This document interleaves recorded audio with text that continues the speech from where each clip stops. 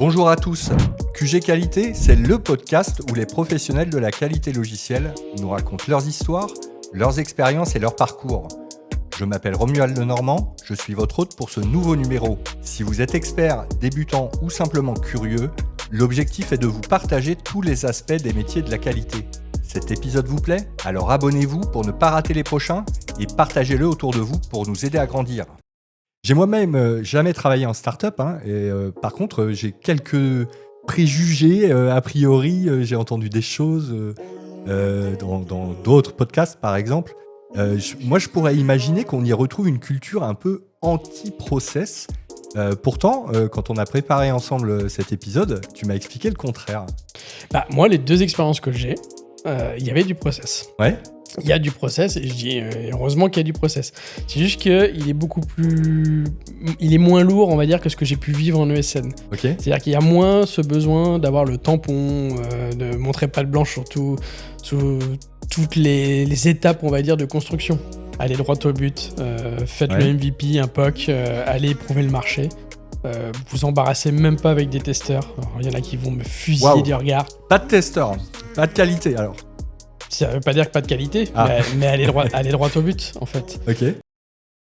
Aujourd'hui, on reçoit Benjamin Butel, Software Engineering Manager chez ILEC, une scale-up dans le domaine de l'énergie. Il a connu le monde des ESN, Biomérieux ou encore SFR, puis a travaillé chez Klaxoon avant de rejoindre ILEC. En parallèle, il est co-organisateur de la Paris TestConf, un des rendez-vous incontournables de la communauté QA. On va parler qualité logicielle en environnement de start-up, mais aussi communauté, conférences et futur du métier. Mais avant de débuter cet épisode, Benjamin, est-ce que tu peux te présenter ? Ouais, merci Romuald pour l'invitation. Moi, c'est Benjamin Butel. Je suis dans la qualité logicielle depuis 18 ans. J'ai calculé dans le train. Ça fait un bail. Ça fait un petit moment. Effectivement, moi j'ai découvert la qualité logicielle à mes tout débuts en sortant de mes études. C'était chez Converse, pas les chaussures, mais la téléphonie voix sur IP. Donc à l'époque, je faisais de l'automatisation sur des petits téléphones qu'on émulait en fait. On émulait des téléphones pour faire du téléphone SIP qu'on appelait ça. D'accord. Donc j'ai découvert la qualité logicielle là-dedans et je suis resté dedans toutes ces années, comme tu as pu le dire, à travers différents corps de métier, puisque j'ai fait de la téléphonie avec Converse et SFR. J'ai fait de l'énergie avec Enedis et maintenant retour à l'énergie avec ILEC. J'ai fait du Klaxoon qui est plus du software pur finalement, de l'édition. D'accord. J'ai fait Biomérieux avec du médical. J'ai fait un peu de l'armée aussi avec un peu de défense. Donc voilà, j'ai touché à pas mal de domaines, donc avec différents challenges qualité dans ces différents contextes. Et tu viens de passer Software Engineering Manager alors que tu étais lead auparavant, c'est ça ? J'étais lead QA effectivement chez ILEC et puis mon CTO m'a proposé effectivement un nouveau challenge là très récemment, donc d'aller prendre le management de 2 équipes de développement, donc insuffler la qualité différemment finalement. Donc là je démarre tout juste, donc pas encore suffisamment de recul, mais très beau challenge et hâte de le relever. C'est super. Est-ce que tu peux nous dire qu'est-ce qui 18 ans auparavant te pousse vers la qualité logicielle ? Est-ce que tu te rappelles ? Concours de circonstances, parce que mes études étaient très, très larges. Ouais. J'ai fait des études d'informatique. Oui, c'est ça, mais quand même orienté dev, quoi. J'ai fait du développement essentiellement, mais après j'ai touché un peu à tout, puisqu'on faisait également de l'électronique, on faisait du traitement des langues, on faisait du traitement du signal. C'était, très informatique, un petit peu électronique, pas mal de programmation. En sortant de l'université, très honnêtement... j'ai pris un peu ce qui venait, pour être tout à fait franc. C'est comme tout le monde qui cherche. C'est ça. T'es un peu bébé quand tu sors des études, tu sors du scolaire. Les premiers à m'avoir accueilli, c'était une mission. Donc j'étais en ESN, mais c'était une mission sur Caen, chez Converse. Et c'est là où vraiment j'ai découvert ce que c'était que le développement logiciel, ce que c'était que la qualité logicielle. Avec un ancien manager, Sébastien, je ne sais pas s'il écoutera le podcast, mais c'est lui qui m'a quand même transmis cette envie de bien faire les choses, d'être minutieux sur ce qui était développé derrière. Donc c'est là que ça a démarré. J'ai toujours eu, moi, cette fibre un peu perfectionniste. Et je pense que ça matchait bien avec la rigueur qui était attendue derrière sur le métier de testeur, finalement. Oui, c'est sûr. Et voilà, j'ai développé cette compétence-là à travers cette première mission de 2 ans. Et puis derrière, forcément, quand ça allait un peu moins bien avec la société de service, dans laquelle j'étais, j'ai cherché ailleurs et c'est naturellement proposé une autre mission de type testing chez Steria à l'époque pour aller chez SFR, donc pour aller travailler sur des tests sur des équipements tête de réseau. Je vois. Donc voilà. Comme beaucoup de nos auditeurs, tu as débuté dans une ESN, c'est bien ça. Donc tu as passé un peu de temps chez Steria, puis Sopra. Ouais. Et est-ce que ça t'a forgé une manière particulière d'aborder ton métier à l'époque ? Ça avait commencé un tout petit peu avant avec un ancien collègue, Grégory, qui m'avait un peu initié à l'ISTQB, mais sans jamais avoir eu l'occasion de le passer. C'est vraiment chez Steria que j'ai parfait cette partie-là. D'accord. Donc, ils m'ont donné l'opportunité déjà de passer le niveau fondation à l'époque. Donc, ça remonte à quelques années maintenant, parce que je crois que moi, j'ai dû passer la version de 2002, je crois, ou un truc comme ça. Oui. Donc, bien loin. Et c'est eux qui m'ont donné cette première culture de la qualité avec une approche un peu plus process. Oui, tout à fait. Tu connaissais l'ISTQB ou t'en avais entendu parler ou par mon collègue Grégory qui m'avait un peu parlé justement de ce côté un peu plus documenté, un peu plus pas rigoureux, mais un peu plus professionnalisé, on va dire. Donc je l'ai découvert par ce biais-là. Donc en échangeant avec lui, et je l'ai vraiment mis en œuvre par contre à travers les formations chez Steria. Donc d'abord en tant que formé, puis après en tant que formateur. Donc aujourd'hui, des certifications ISTQB, je dois en avoir 5 ou 6, je crois. Parce que j'en ai. J'ai tout. T'as tout passé en fait. Non, j'ai passé. Niveau fondation, le agilité de l'époque, parce que maintenant je crois qu'ils n'existent plus, ils ont dû fusionner, je crois. Les 3 tests advanced de l'époque, parce que maintenant il y en a beaucoup plus, et la automation. Et en fait, c'était presque une sorte de mini-jeu avec, avec 2 autres collègues, Valentin et Jean-François, à qui on aura le plus. Au final, on a tous les 3 le même nom. Il y en a des nouvelles qui sont sorties depuis, si ça t'intéresse. Depuis... j'ai moins eu le besoin, mais c'est vrai que Steria m'a permis d'avoir cette première culture et mine 2 ça donne un premier background, premier niveau d'expertise finalement qui est quand même assez intéressant, notamment quand on travaille en conseil. Tout à fait, il y a un socle de base un peu commun, une façon de parler commune entre tous les testeurs. Exactement. Très bien. Et donc, tu as pu découvrir dans ces ESN un tas d'activités différentes. Tu as collaboré, tu me disais tout à l'heure, avec SFR, tu as fait un peu de santé avec Biomérieux. Oui. Tu as aussi travaillé dans la cyberdéfense. Est-ce que tu peux nous expliquer un peu tout ce parcours ? Alors, cyberdéfense, je ne vais pas m'y étendre beaucoup, parce que j'ai pas le droit. Mais c'est vraiment, pour le coup, c'est vraiment ce qu'apporte une ESN. C'est vraiment la chance de pouvoir faire différents cœurs de métier à travers différentes missions. Biomérieux, c'était vraiment la partie très rigoureuse. D'accord. Puisque une partie des équipements, maintenant je peux en parler, c'était le Vidas 3, qui est maintenant une machine qui est commercialisée, mais à l'époque elle n'était pas encore.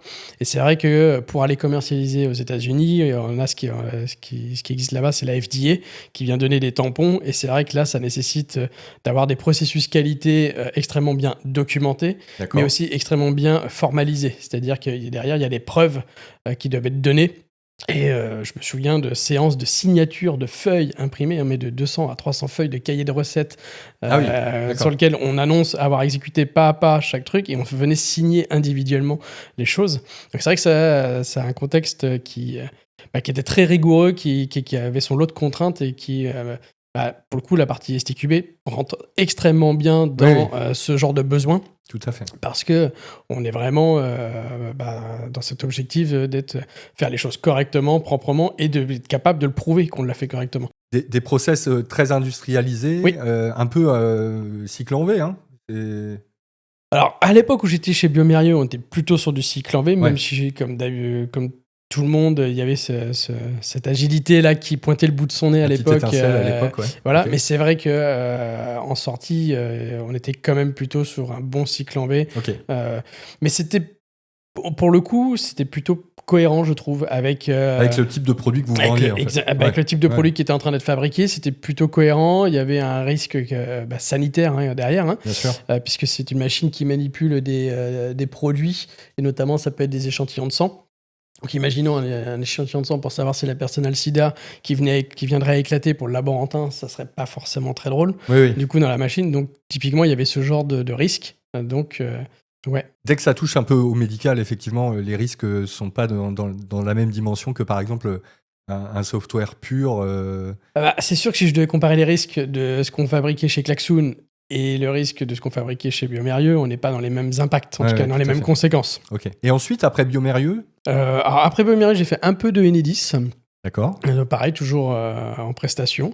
Okay. Ça n'a pas été la période la meilleure, je trouve, parce que c'était beaucoup de management, pour le coup. Un peu trop de process, mais du process managérial qui était, à mon sens, pas le plus efficace. C'est mon avis perso, hein. Ça n'engage que moi, mais un peu d'Enedis, mais par contre, ça m'a donné cette culture métier de la partie électricité, comment ça fonctionne finalement. Oui. Sur la partie distribution, ça me sert bien aujourd'hui, forcément chez ILEC. Et après Enedis, j'ai fait la partie cyberdéfense. D'accord. Du coup, donc là, encore d'autres enjeux. Je vais pas m'étendre sur le produit parce que ça, j'en ai pas le droit. Ouais. Par contre, effectivement, c'est des processus qualité qui sont extrêmement importants puisque derrière, quand c'est des outils ou des produits qui vont dans les mains de militaires qui doivent prendre des décisions et on sait que derrière, c'est la vie de gens qui sont en jeu, là, pareil, on retombe dans ce genre de prise de recul de dire, attends, si ça marche pas, la conséquence, c'est que les gens meurent, en fait. Là aussi, le risque / enjeu est extrêmement important. C'est pas, disons qu'on n'a pas le même recul, le même regard, clairement. Ouais. Et SFR, ça se passe SFR, c'est au tout début. Ouais, okay. C'est l'une de mes toutes premières. Après Converse, c'est quasiment mon premier client. D'accord. Alors là, on est dans un contexte vraiment complètement différent parce que SFR, c'est un système d'information qui est juste tentaculaire. Oui. Alors, en tout cas, il l'était à l'époque, avec la réunion de plusieurs sociétés, hein, notamment. Il y a eu 9 CGTL, 9 Télécom. Bref, ils avaient réuni pas mal de choses. Donc, des systèmes d'information qui venaient de se greffer les uns aux autres. Et moi, je travaillais, ça va faire rire peut-être certains, mais sur la partie WAP, pour ceux qui ont connu. Oui, un petit peu. L'ancêtre de 4G, 5G, mais bon, à la vitesse de l'ADSL. Ouais. Et de manière plus rigolo, sur les services galeries de SFR. Donc, on y retrouvait notamment l'astronomie, le porno, ce genre de choses. D'accord, c'est particulier d'aller tester ce genre de service. Ah oui, j'imagine. Oui, je vous laisse imaginer les rapports de bugs qu'il pouvait y avoir en prod. Ouais. Voilà. Pour là la blague. aussi, ça restera confidentiel. Je ne m'étendrai pas sur le contenu exact, mais par contre, c'est vrai qu'aller tester des services WAP où il y a plein d'interdépendances, parce que c'était d'autres sociétés en fait qui venaient mettre à disposition ce type de service, ça coûtait quand il y avait un bug en fait, ça coûtait énormément d'argent. D'accord. Derrière, parce que ce sont des contrats, et si derrière le service n'est plus disponible, moi j'ai perdu du temps. Oui, bien sûr. Et ça peut aller très très vite en fait. Donc il y avait une exigence qualité sur cette partie service qui était extrêmement importante, et nous on travaillait là-dessus. Super. Et donc ça, c'est toute cette partie un peu de ta carrière, hein, c'est en entreprise du service numérique, en ESN. Qu'est-ce qui te pousse à un moment à vouloir partir dans des plus petites structures ? Déjà, avoir la sensation d'avoir éprouvé un peu le modèle de l'époque. Peut-être que ça a évolué depuis et que je ne l'ai pas vécu, mais... T'as fait combien de temps au total ? J'ai fait sur mes 18 ans de carrière, j'ai 11 ans ESN, et puis ça fait à peu près 7 ans que je suis sorti du monde de l'ESN. Okay. Mais avoir le sentiment d'avoir éprouvé un petit peu le modèle, de vouloir peut-être aussi des structures plus petites, avec moins de strates managériales et une prise de décision plus rapide. Donc c'est vrai que quand Klaxoon est venu me chercher, je me suis dit, pourquoi pas en fait. Alors d'une, ça flattait un peu l'ego de venir se faire chercher, mais c'était un challenge que je connaissais pas, du coup, une façon de faire de la qualité logicielle que je ne connaissais pas, avec un pragmatisme auquel je m'attendais pas du tout. On en reparlera, je pense, juste après. Oui. Mais je me suis dit, pourquoi pas. Et je me suis vraiment éclaté, du coup, et je poursuis ça chez ILEC, parce qu'on est à peu près dans les mêmes types de fonctionnement, avec du delivery, du multi-delivery quotidien, finalement, et un pragmatisme qui est toujours au rendez-vous. Et c'est vrai qu'on n'est pas du tout dans les mêmes enjeux, on n'est pas une prise de décision... entre une problématique qui tombe et la prise de décision, il peut se passer juste 1 heure des fois, tellement ça va vite. Là où en ESN, c'était rarement le cas. Souvent, ça devait monter haut, pour redescendre bas. Et c'est vrai que ça lasse en fait à la fin de ce genre de fonctionnement. Donc voilà, c'est un peu ce qui m'a poussé, c'est l'opportunisme finalement de la proposition, le challenge et le côté, comme je connais pas, ça va me faire sortir un peu de ma zone de confort finalement. Ouais. Alors, sur les ESN, effectivement, moi aussi, je suis passé par des très grosses structures. Et après, effectivement, plus tu trouves une ESN un peu familiale ou à taille humaine, moins tu sens aussi cet effet strat Ça, je managérial. connais pas. Ça, pour le coup, je connais pas parce que je n'ai pas expérimenté. Super. On sait que les écarts de rémunération, ils peuvent être significatifs entre une ESN et une start-up ou scale-up. Tu as connu les deux. Qu'as-tu observé en termes de salaire, mais aussi de reconnaissance ou de perspective ? Chez Steria, la reconnaissance était plutôt au rendez-vous, puisque j'avais vraiment la confiance pour le coup de mon management, la reconnaissance du travail bien fait. D'ailleurs, ça se matérialisait par le fait qu'on me faisait confiance pour donner des formations, pour aller former des formateurs. Côté salaire, c'est comme toute ESN, je pense qu'il y a des moments où on arrive à choper le petit plus et puis des moments où ça stagne. Côté Klaxoon et Ilek, c'est pas du tout la même approche. Les salaires sont globalement plus élevés. Alors, je sais pas quel salaire s'applique aujourd'hui en ESN, mais à l'époque, pour moi, le gap était presque de 20% entre ce que j'avais chez Soprasteria et Klaxoon. Et régulièrement, j'étais réaugmenté. Donc, par rapport finalement à la place rennaise, parce que j'habite à Rennes, c'était quand même plutôt en cohérence et un peu plus élevé. En tout cas, moi, ça me convenait bien pour le coup. Donc, j'avais vraiment ce sentiment qu'on paye peut-être un peu mieux quand on est dans les plus petites structures. Maintenant, est-ce que c'est encore une réalité comme je suis plus du côté SN ? Ouais. Voilà. En tout cas, à l'époque, ça avait du sens. Et si tu reviens du coup à cette époque, quand tu débutes chez Klaxoon, qu'est-ce qui te marque particulièrement en termes de différence de façon de travailler par rapport aux grands comptes chez qui tu évoluais auparavant ? Ouais, ce pragmatisme, justement. Le fait de pouvoir livrer plusieurs fois par jour, déjà, ça change un petit peu de ce qu'on j'avais l'habitude d'avoir. Et ça impose des défis. Du coup, mais comment on fait pour livrer plusieurs fois par jour ? Et finalement, pour livrer plusieurs fois par jour, il faut à la fois avoir l'outillage, donc une chaîne d'intégration continue qui est présente et qui permet d'aller vite mettre en prod. Et également, un pragmatisme, c'est-à-dire que se dire que si on veut mettre plusieurs fois en prod plusieurs évolutions ou correctifs ou autres, on va pas tout tester. Il faut l'accepter. Et donc, voilà, il faut l'accepter. Et comment on fait pour l'accepter ? C'est en jouant sur le risque, en fait. D'accord. Quel est le risque de vraiment se planter si on va trop vite ? Quel est le risque, finalement, d'avoir un petit truc, mais c'est pas grave. Si ça se voit, c'est pas grave, c'est pas dramatique, ça pourra se corriger. Puisqu'on est capable d'aller en prod très rapidement, c'est pas grave. On garde la version qui est en prod, on corrige le petit truc qu'on a vu qui était certes pas terrible, mais pas non plus dramatique. On le corrige. Et on refait une petite passe de test s'il y a besoin et on envoie en prod.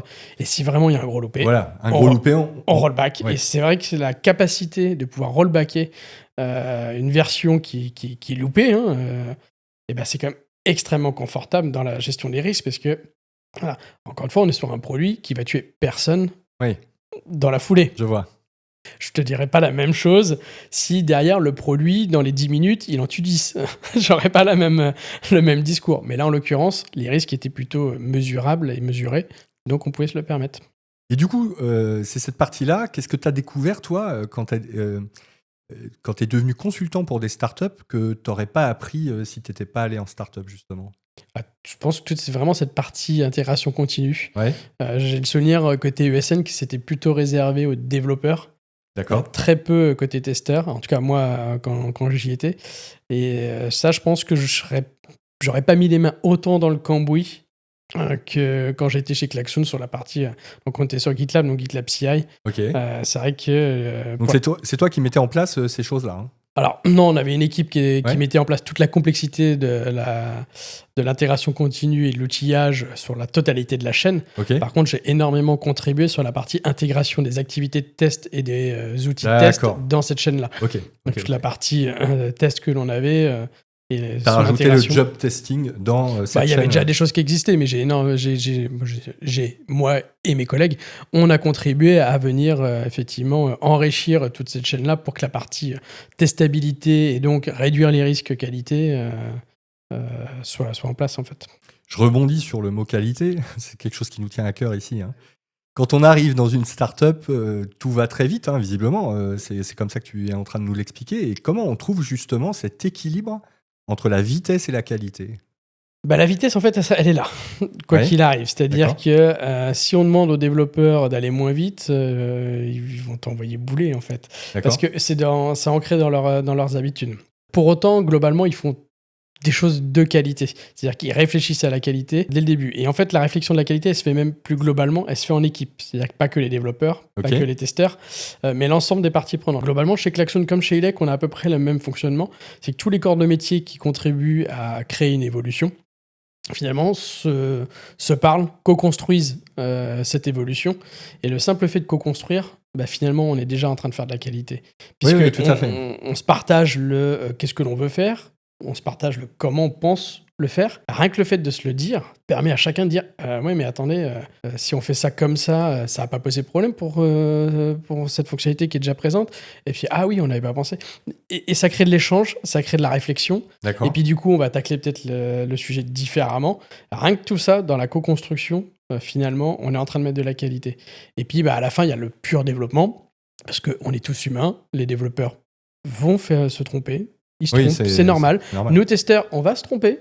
On nous voit souvent comme le dernier bouclier, mais on est humain aussi et on peut louper des choses, on peut ne pas voir des choses. Mais finalement, c'est la réunion des deux qui fait que on s'entraide dans moi, je suis plus vigilant sur ce que tu as fait. Mais des fois, les développeurs aussi, ils font ah, mais moi aussi, j'ai vu ce truc-là, alors que moi, je ne l'avais pas vu du tout. Parce qu'on n'a pas eu le même regard, le même prisme. Vice-versa, enfin, chacun contribue Exactement. à sa manière. Et on en revient au collaboratif, finalement. Quand on se fait confiance, quand on collabore ensemble, quand on se donne les règles du jeu ensemble, on réduit les risques, finalement. Et c'est ce qui permet d'aller en prendre rapidement. Quand on discute ensemble et qu'on se connaît, et on connaît les forces et les faiblesses des uns et des autres, il y a une évolution. Je sais que moi, par exemple, sur la partie front, c'est pas le truc sur lequel je suis le meilleur. Ça n'a jamais été... Tu as des petits écarts de pixels, c'est pas moi qu'il faut venir chercher pour aller les détecter. Il y en a qui sont bien meilleurs que moi.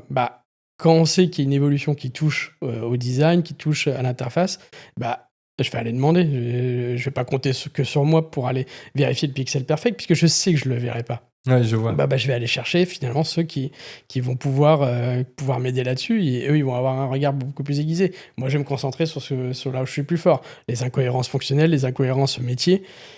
Et du coup, finalement, par la réunion de tout ça, on réduit les risques.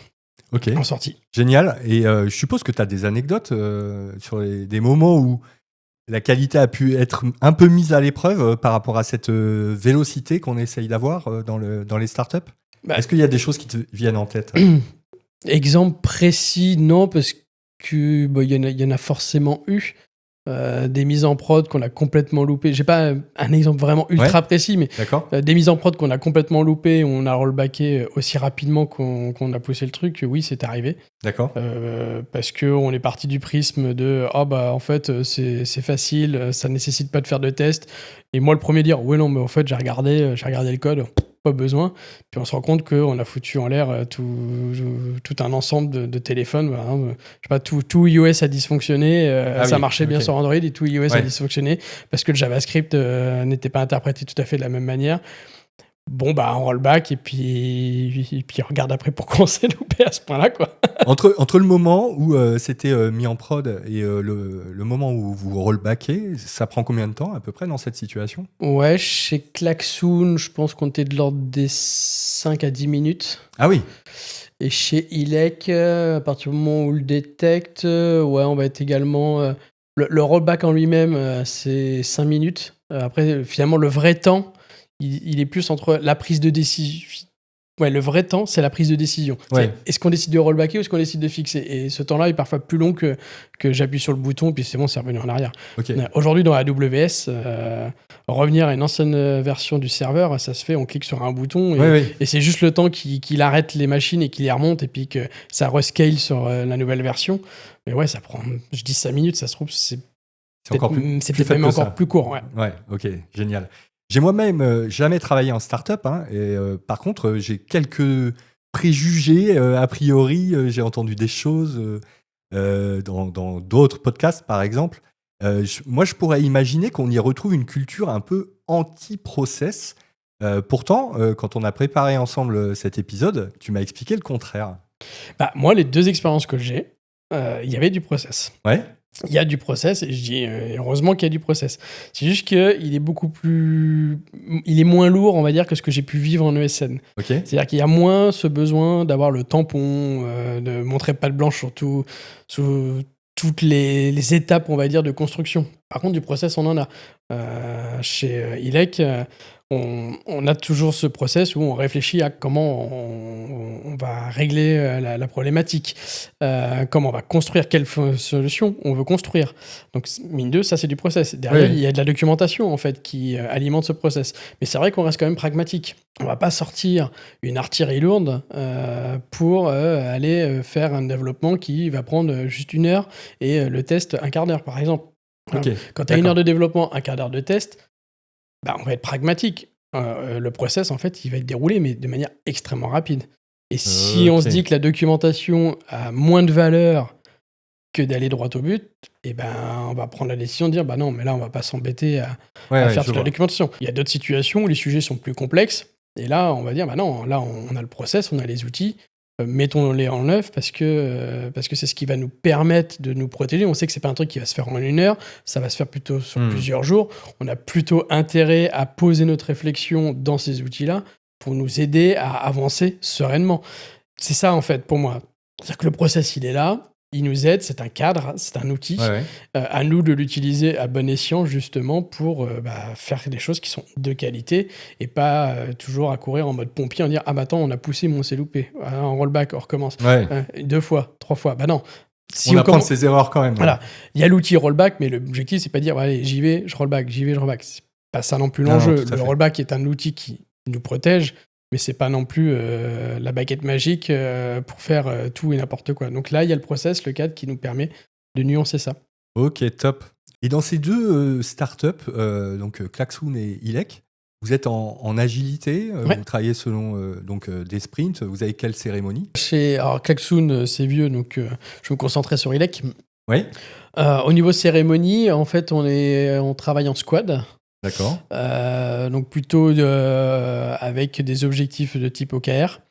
Et donc chaque squad finalement est globalement assez autonome, même s'il peut y avoir un peu de dépendance les unes avec les autres, pour garder de la cohérence dans tout ça. Mais globalement, chaque squad va organiser son travail, les évolutions qu'elle doit mener.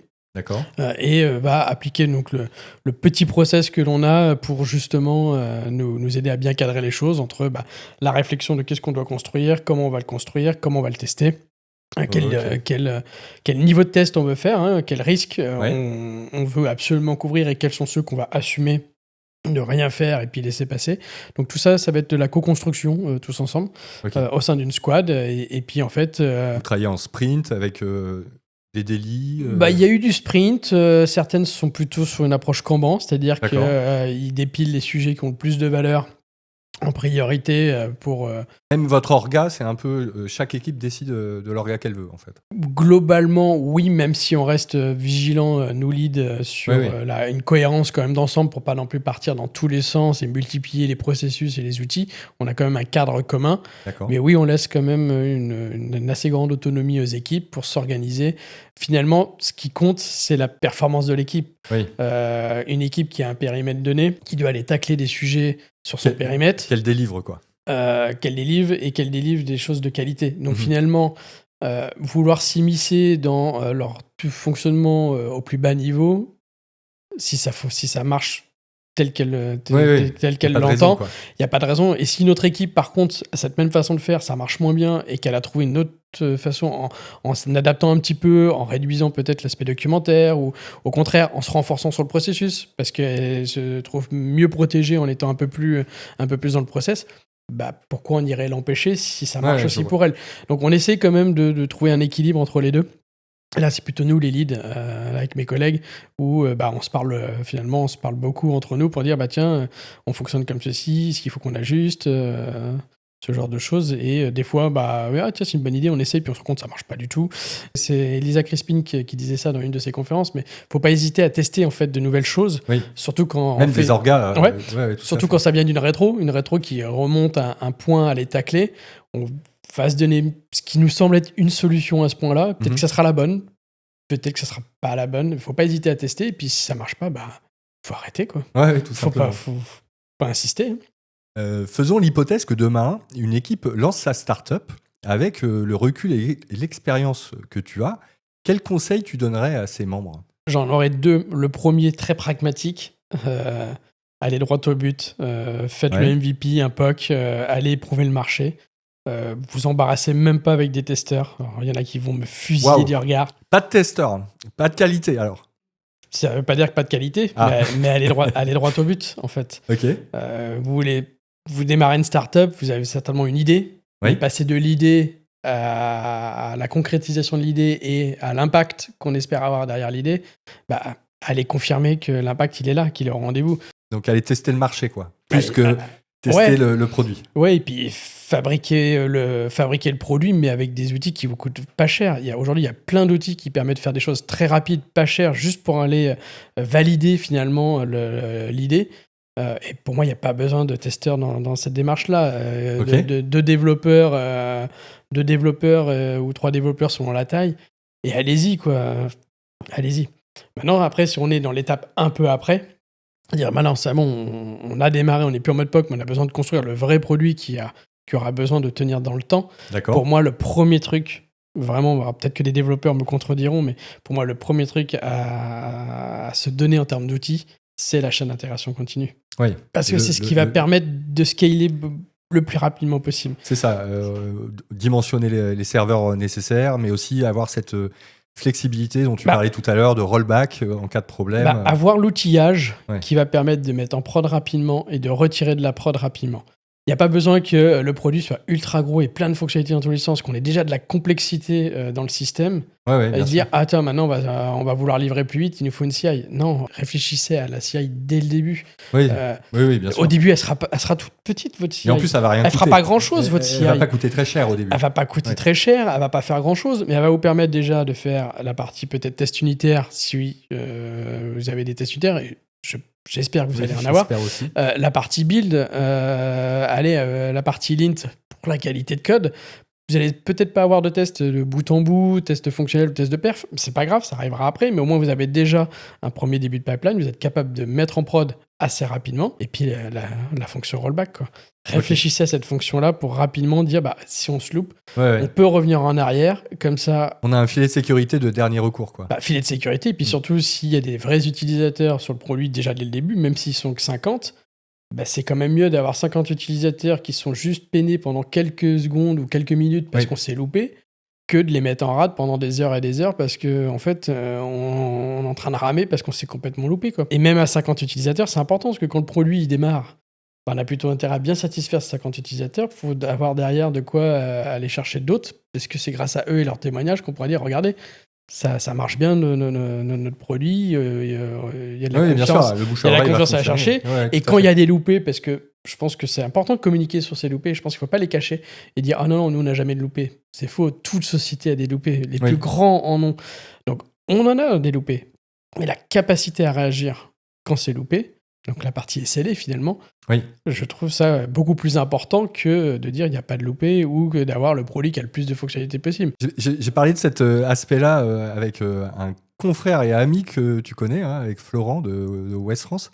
Et c'est dans l'épisode numéro 1 de cette deuxième saison que vous pouvez l'écouter pour ceux que ça intéresse, où il détaille un peu tous les éléments qu'ils ont mis en place également. As-tu une métrique clé que tu suis, toi, et que tu trouves vraiment prio pour mesurer la qualité dans une start-up? Alors, une métrique que moi je ne suis pas, mais que mon patron va suivre forcément, c'est la satisfaction utilisateur et les ventes, forcément. Moi, à mon niveau, la métrique que je suis actuellement, c'est vraiment les incidents de prod. Parce que c'est ça qui permet finalement de mesurer la qualité au global, toute squad confondue, du produit.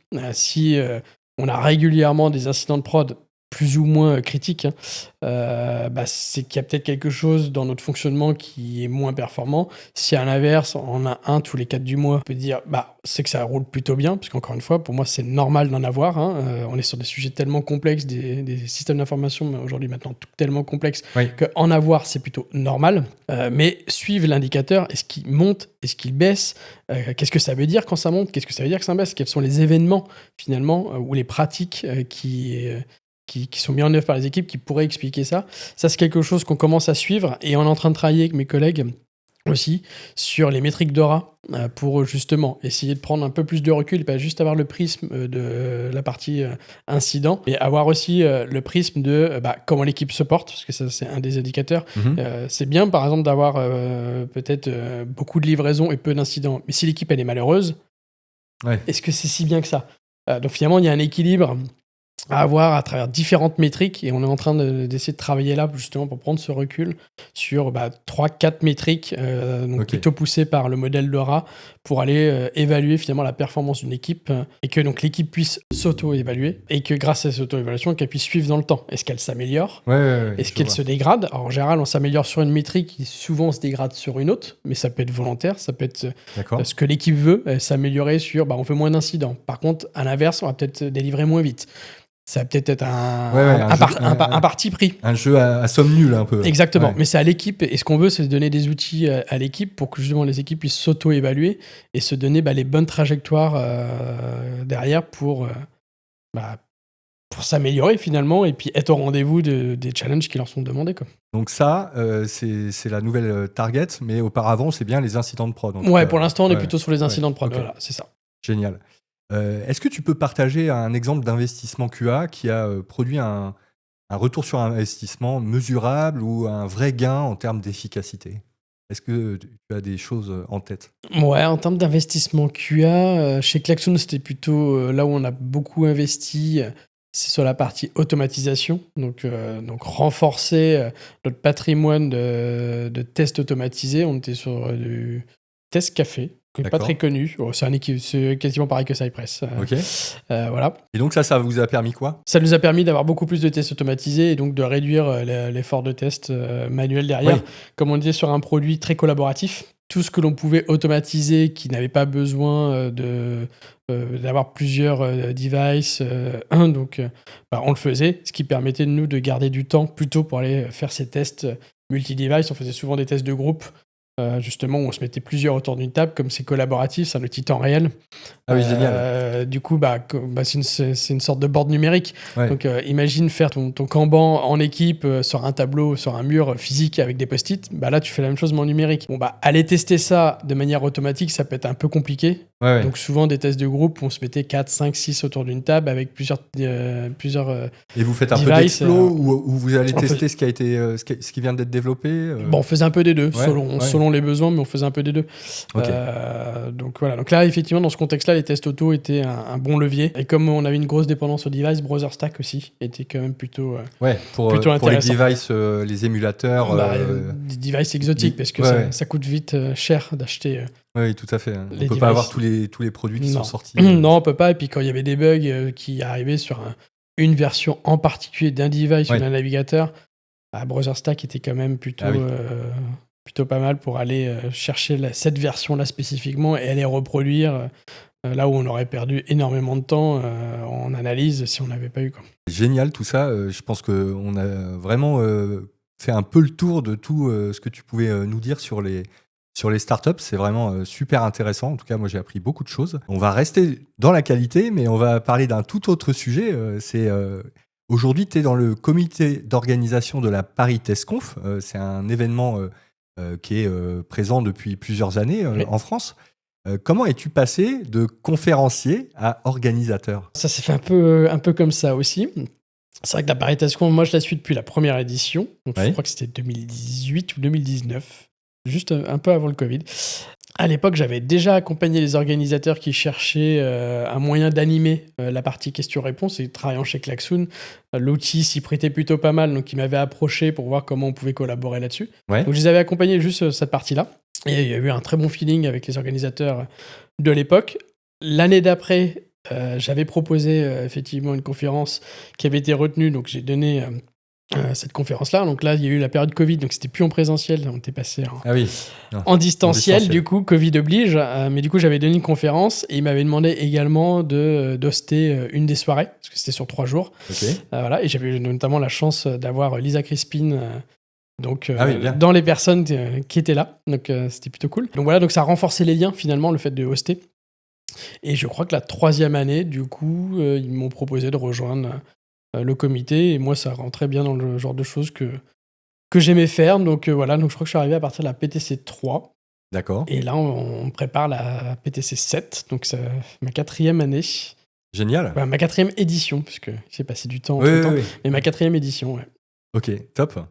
C'est quoi les obstacles à surmonter quand on organise un événement de ce type ? Les sous. C'est-à-dire le budget. Ouais. Donc c'est vrai que les premières... il y a 3 éditions présentielles, parce que les distancielles, je les sors un peu, parce que sur l'aspect budget, vu que c'était que la visio, c'était beaucoup plus simple à gérer, mais les présentiels, on est quand même sur une gestion de budget.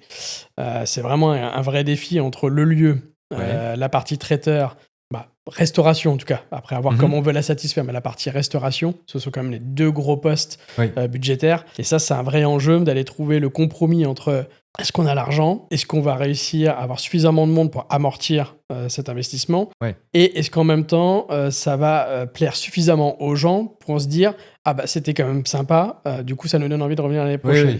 Et c'est vraiment cette difficulté-là de dire est-ce que ce qu'on a proposé était suffisamment bien par rapport au prix engagé pour satisfaire finalement les gens. Donc ça, c'est vraiment le nerf de la guerre. Et on a eu la chance d'avoir une association pour nous accompagner qui est Agile France. D'accord. Sur les 3 premières éditions, qui aide justement des événements comme le nôtre en prenant le risque financier finalement. Donc eux, ils disent... si vous avez des bénéfices, vous allez pouvoir les garder, moyennant que vous créez votre propre structure associative. Et s'il n'y a pas de bénéfices, on prend le risque de ce qui est perdu. Donc du coup, il y a quand même un engagement fort. Donc on a eu cette chance d'être accompagné par eux. Vraiment, c'est une belle structure. Donc n'hésitez pas à aller voir ce qu'ils font. C'est une belle structure. On a eu cette chance-là. Donc c'est vrai que sur l'aspect budget, on était à la fois très vigilants parce qu'on annonçait quelque chose. Donc on essayait d'être dans le respect de ce qu'on avait annoncé pour pas être dans le rouge, justement. Et en même temps, le côté confort, de moins se poser de questions sur le côté un peu cash. C'est-à-dire que c'est eux qui avançaient tout. Donc ils avaient déjà l'argent en compte. Cette année, c'est la première année où on va le faire de nous-mêmes, par nos propres moyens, puisqu'on a monté nos structures associatives. On a les bénéfices des 2 dernières éditions qui nous ont été redonnés par Agile France, qui est notre premier matelas. Mais là, en plus de gérer le budget, il faut aussi gérer l'argent qu'il y a dans le compte en banque, puisqu'on n'a pas le droit d'être dans le négatif en tant qu'association. Tout à fait. Donc, ça rajoute une petite contrainte de... faut jouer avec quand est-ce qu'on doit sortir l'argent, pour quel montant, par rapport à qu'est-ce qu'on a dans les comptes. Donc voilà, c'est pour ça que le budget reste vraiment le nerf de la guerre. L'argent reste le nerf de la guerre parce que c'est toujours un peu un jeu d'équilibriste. Exactement. Exactement. Cette année, tu m'as parlé d'un moment sur scène qui t'a vraiment marqué. Est-ce que tu peux nous en parler ? C'est un moment, plus globalement, c'est qu'on a eu vraiment il y a 2 choses. Il y a la fierté de rendre cette année une des salles accessibles pour les personnes sourdes et malentendantes. D'accord. Donc ça, on est vraiment fiers de ça. On voulait déjà le faire les années précédentes, mais le budget nous manquait, la logistique nous manquait, la prise de recul aussi sur l'approche nous manquait. Et cette année, ce qui nous a aussi poussé à le faire, en plus de la volonté, c'est qu'on avait parmi nos conférencières une personne qui était sourde. Donc Emmanuel, qui donnait une conférence. D'accord. Donc là, le défi ne se posait plus en fait. Il fallait que pour Emmanuel, on rende finalement la salle accessible aux personnes sourdes et malentendantes. C'était quelque chose qu'on voulait absolument pour justement aller dans ce sens de l'inclusion, qui est une valeur qui nous est chère, du coup. Donc on s'est dit, quoi de mieux que finalement d'être un peu mis au pied du mur par le fait accompli. Et c'est vraiment une belle expérience d'avoir pu avoir Emmanuel... pour nous présenter sa conférence. Pour l'audience en plus, ça a pour dû l'audience, être vraiment génial. C'était génial, puisqu'en plus, ça parlait d'accessibilité des sites web, justement, parce que c'est vraiment ce qui l'habite énormément. Donc, on était vraiment autour de la thématique accessibilité, et là, c'était vraiment... finalement, c'était assez fort comme moment, parce que présenté par une personne qui est en situation de handicap, ça prend un sens un peu différent, quelque part. Tout à fait. Génial, bravo pour ça. C'est quoi votre vision à long terme pour la ParisTestConf ? Est-ce que le format actuel, pour le moment, c'est une conférence un peu à taille humaine ? Vous êtes à peu près 200-250 personnes. C'est ça. Il n'y a pas de sponsor. Comment ça pourrait évoluer par la suite ? Pour l'instant, la taille humaine nous convient bien. D'accord. On est une équipe organisatrice d'à peu près 10 personnes. Je crois que cette année, on doit être 11. 10-11 personnes. Donc, on peut pas être sur tous les fronts, on peut pas être partout, on est des bénévoles. Hein. Donc 200-250 personnes, c'est déjà une belle taille. Oui. Ce qu'il faut voir derrière le nombre de personnes, c'est que dès qu'on veut monter en nombre de personnes, tout de suite, la logistique n'est pas la même. Oui, le lieu doit être différent. Et donc les coûts ne sont pas les mêmes.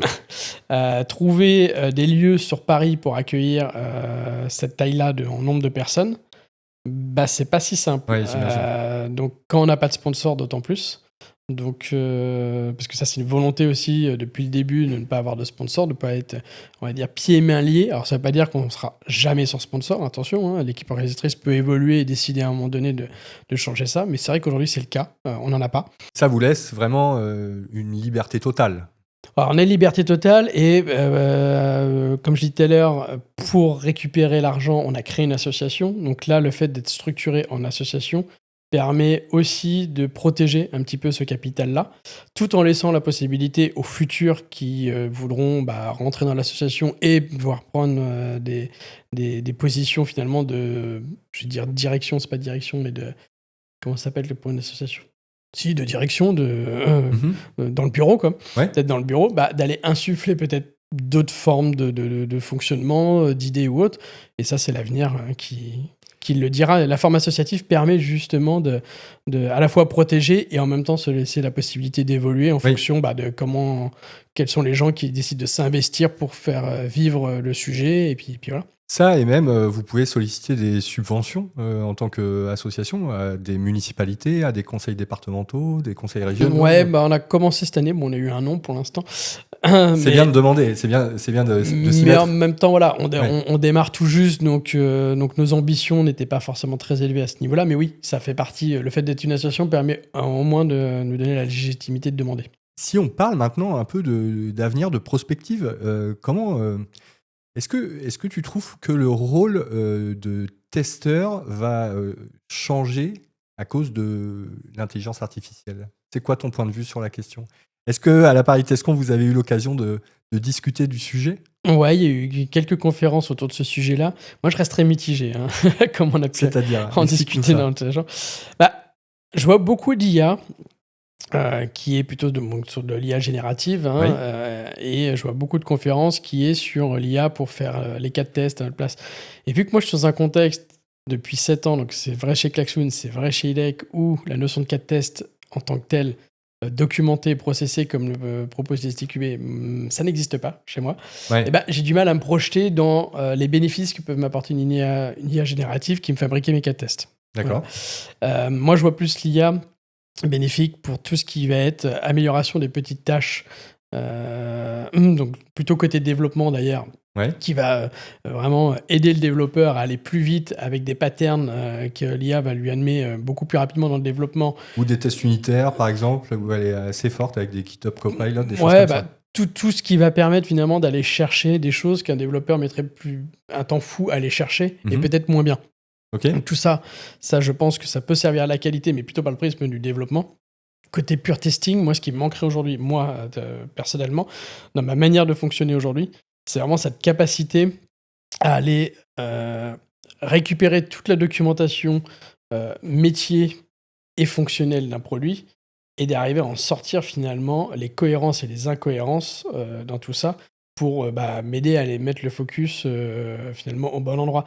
Parce que plus ça va, plus les systèmes sont complexes, plus la description des systèmes est complexe, les métiers eux-mêmes sont complexes, et humainement parlant, il est difficile d'aller demander à une équipe de 5 ou 6 personnes d'avoir un recul sur une vision complète d'un métier et de comment il est adressé, sans se tromper. Pour moi, l'IA, le jour où l'IA arrive à aider les équipes à prendre ce recul-là, à aller finalement un peu plus droit au but sur « Ah, attendez, vous avez des documentations qui disent ça d'un côté », vous avez des documentations qui disent autre chose de l'autre et développement qui reprend pas le même vocabulaire et qui semble encore dire une troisième chose, le pointer du doigt, justement, devrait nous aider à mieux comprendre les choses. Donc soit on réadapte le vocabulaire parce que c'est un problème de vocabulaire, soit le vocabulaire il est le bon, mais c'est apprendre à l'IA que non, ta relation que tu pensais à tes hasardeuses, elle est bonne, pour que derrière, elle nous ressorte d'autres relations potentiellement hasardeuses.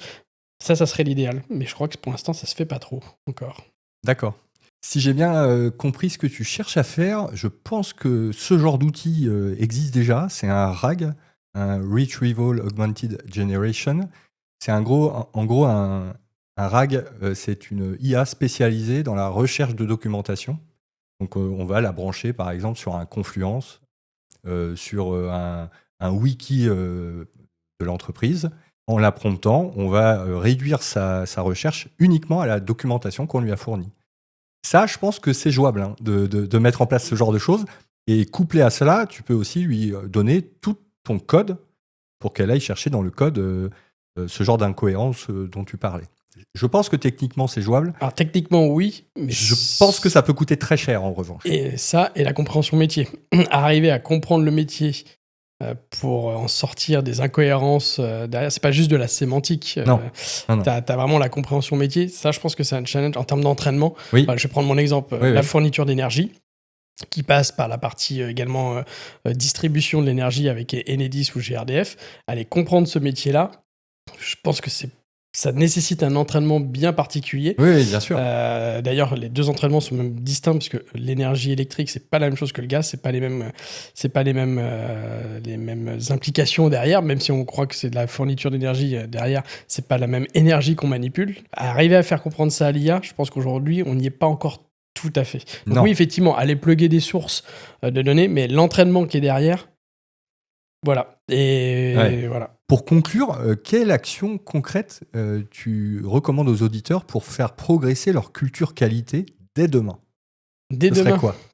Alors, tout dépend du niveau d'expérience qu'ils ont. Pour des personnes qui démarreraient dans le métier, en reconversion ou en sortie d'études, ou dans les études même, vraiment, je pense que la taverne du testeur, c'est pas pour jeter des fleurs à Marc et son blog, même qu'on se connaît bien, mais c'est vrai qu'il y a quand même beaucoup d'articles. Marc a cette capacité de vulgariser quand même vachement bien les concepts.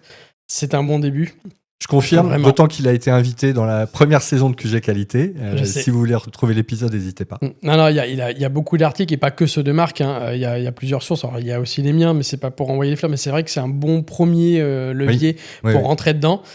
Il y en a qui vont pas être d'accord avec moi, mais moi, je reste quand même persuadé que les glossaires et les syllabus proposés par l'ISTQB restent aussi, pour moi, à mon sens, un premier niveau d'information sur ce que peut être la qualité logicielle. Ça ne remplace pas la pratique, la mise en œuvre qui nous apporte d'autres formes de prise de recul, mais ça donne un premier jet. Donc pour les personnes qui sont juniors, je dirais que ça peut être des bons premiers leviers. Après, si on va du côté anglophone, moi, il y a quand même une personne que je suis depuis de nombreuses années. Dont tu parlais tout à l'heure, et j'allais t'en parler. C'est Lisa Crispin et sa collègue Janet Gregory. C'est vrai qu'ils ont fait quand même plusieurs séries de bouquins. Voilà, il y a quand même pas mal de choses qui sont faites par Lisa et Janet. Et c'est vrai qu'elles ont quand même un recul sur le métier. Parce que moi, j'ai 18 ans d'expérience, mais elles en ont presque 45, 50 ans d'expérience dans le domaine. Voilà, on touche à une autre dimension. C'est ça, donc là on est pour un public un peu plus averti, quoi. Plus averti, et puis une sagesse dans leur façon d'aborder les choses. Moi j'ai puisé pas mal de choses, notamment dans l'aspect collaboratif, qui sont quand même assez intéressants. Après, pour ceux qui sont adeptes de mouvances un peu... qui casse un peu les codes, il y a le blog d'Alan Page. Alors, je sais plus comment il s'appelle, son blog, mais c'est vrai qu'il apporte une vision du test. D'ailleurs, il y a des échanges entre Lisa et Alan Page qui sont assez rigolos parce qu'ils sont pas tout à fait la même. D'accord. Ils sont pas tout à fait sur la même longueur d'onde. Mais c'est très rigolo de les entendre tous les deux. On mettra les liens pour retrouver tout ça. Ouais. Finalement, c'est d'aller piocher à droite et à gauche plein de sources. Et moi, depuis quelques années, je m'intéresse de plus en plus aussi à tout ce qui peut être articles ou sujets en lien avec le développement pur. Okay. C'est-à-dire, vu que je suis dans des structures plus petites, je suis plus proche du code. Oui. Et en étant plus proche du code, je m'intéresse à finalement comment ça fonctionne réellement. Et cette capacité de pouvoir aller détecter un problème juste en lisant le code avant même de l'avoir sur une machine pour l'exécuter, c'est quand même super intéressant. Et finalement, aller s'intéresser à c'est quoi la qualité logicielle, comment on fait du développement logiciel, mais correct du premier coup finalement. Donc ça peut être les articles, donc le Bob, parce qu'on le retrouve assez souvent, même s'il est assez tranchant. Il est assez tranchant dans sa vision, mais voilà. Et alors, je dis pas d'aller lire tous les livres en lien avec le code, parce qu'il y a des choses qui sont extrêmement techniques, extrêmement compliquées. Il faut pour le coup, il faut avoir un vrai goût pour ça. Mais il y a des sujets, des articles qui sont suffisamment, on va dire, d'un point de vue technique de moyen niveau, qui sont complètement abordables pour nous, monde du test. Certaines des choses qui préconisent sont adaptables même par des juniors. Sont adaptables. Il y a même des développeurs qui sont cités par l'ISTQB. Donc Evans est cité par l'ISTQB. Donc il faut pas s'interdire d'aller voir ça. Et finalement, la bonne chose à aller regarder, c'est une multitude de petites choses, d'articles que l'on voit passer comme ça. Donc je dirais que finalement, le meilleur levier, c'est peut-être le LinkedIn et les Slack, le Slack de la Test Communiqué, pour aller se partager des choses intéressantes, des conférences intéressantes, des articles intéressants. Et finalement, c'est par ce biais-là qu'on peut aller chercher une lecture qui va prendre 5 minutes, mais qui va peut-être nous ouvrir les yeux. Nous faire réfléchir, en tout cas, sur une approche, ou nous faire réagir, nous faire bondir, ne pas aimer. Mais finalement, c'est en n'aimant pas qu'on se dit pourquoi j'aime pas, et quel recul j'ai sur ce truc que je suis entraîné, où je dis tiens, c'est une bêtise. Mais pourquoi je dis que c'est une bêtise?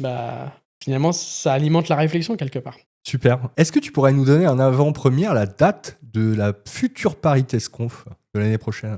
Ouais, la Paris TestConf, ça sera le 31 mars. Ok. Ça sera un mardi, comme les précédentes années. D'accord. Là, on est en plein CFP. Il se clôture fin octobre, le CFP. Donc, call for paper. Le call for paper, voilà. Donc, si vous avez des sujets que vous voulez pousser, si vous voulez donner une conférence, il est encore temps de postuler. Donc, jusqu'à quand tu as dit, pardon? Normalement, on le ferme le 31 octobre. Ok. C'est ce qui est prévu. Il reste un peu de temps. Voilà, c'est ce qui est prévu pour l'instant. Donc, on l'a ouvert début septembre, donc 2 mois de. Vous savez déjà où ça va se trouver? Comme l'année dernière, au même endroit que l'année dernière, dans génial. Paris 13e à la Masse. On a déjà le traiteur. Bon, super. Donc, c'est en train de se mettre dans les starting blocks, voilà. C'est une affaire qui roule. Normalement, oui. On verra le 31 mars. Mais normalement, oui. Un grand merci pour cet épisode, Benjamin. Merci à toi. Cet épisode de QG Qualité touche à sa fin. Un grand merci à celles et ceux qui sont restés jusqu'au bout. N'oubliez pas de partager ce podcast autour de vous s'il vous a plu et à nous mettre 5 étoiles. Retrouvez toutes les actus de SSID Testing Agency sur notre site internet ssid.fr. Cet épisode est disponible sur YouTube et toutes les plateformes de podcast. Les informations se trouvent en description. À très vite pour un nouvel épisode.